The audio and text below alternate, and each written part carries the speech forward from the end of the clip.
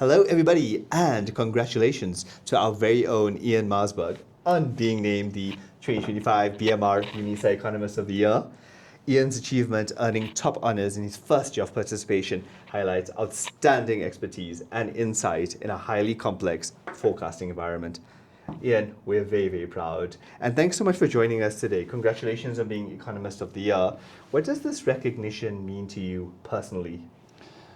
To me, it's an honor and a privilege, if I can put it that way. And throughout this process, I think I must just highlight at the same time, there was a lot of people throughout my life, throughout my career, and specifically within Sasol, that also made a big contribution to me reaching this milestone.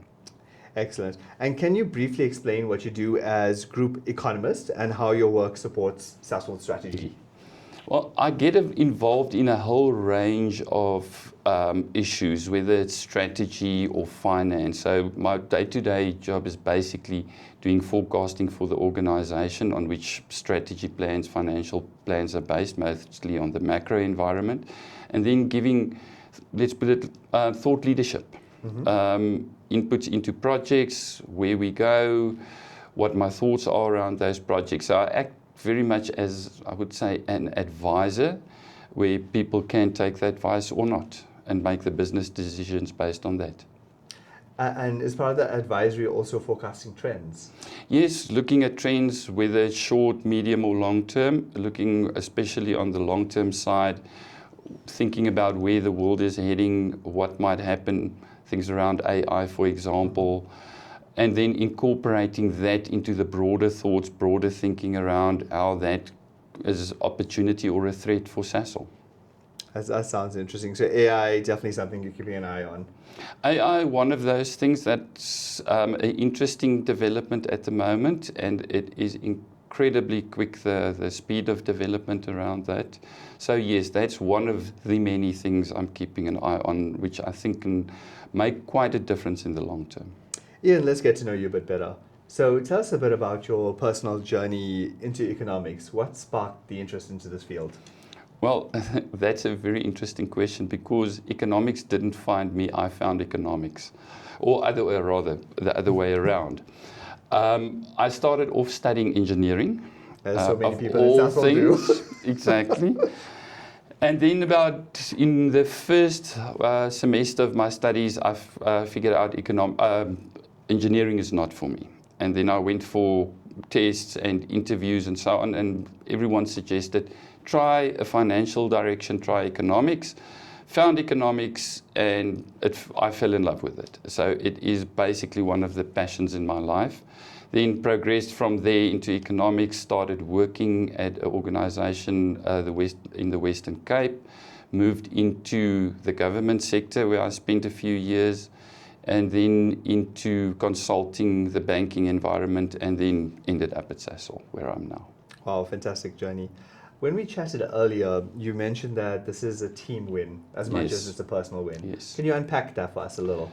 Yeah, I think throughout our team, and when I talk about our team, I mean the small group within my direct team and the broader finance team, and then Team Sasol specifically.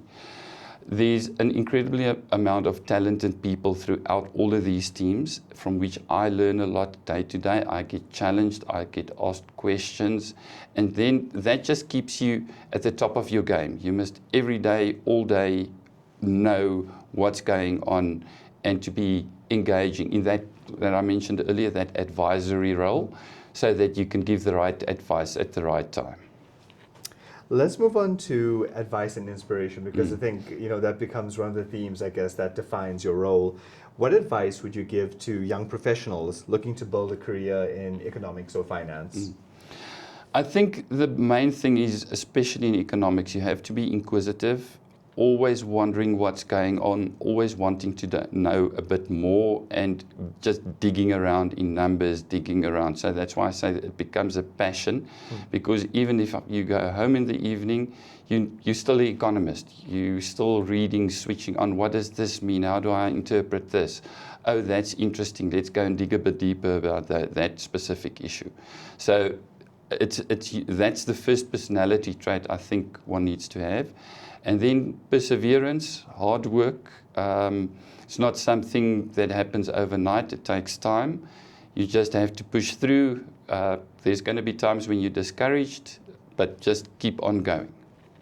You mentioned that even when you go home, it's hard to switch off, I Yes. guess, because economics is everything, right? Yes, yeah. So what do you enjoy doing outside of work when you try to switch off? When I try to Yeah. switch off. So I'm a closet gamer.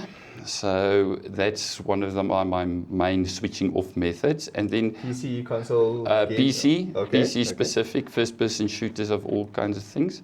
Right. And then reading, exercise. Exercise helps a lot. Running a bit, gym. So that's basically that. And obviously spending time with my family.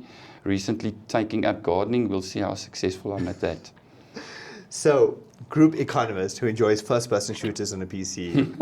I found my person. And I think just to close, if you had to describe your approach in 3 words, what would they be? Persistence, curiosity, and loyalty to the team. Jeez, I love that. Ian, congratulations again, Economist of the Year. We could not be prouder. We're so proud to have you as a colleague, as a thought leader, as a leader in the organization. Thank you so much and all the best. Thank you very much. Appreciate it.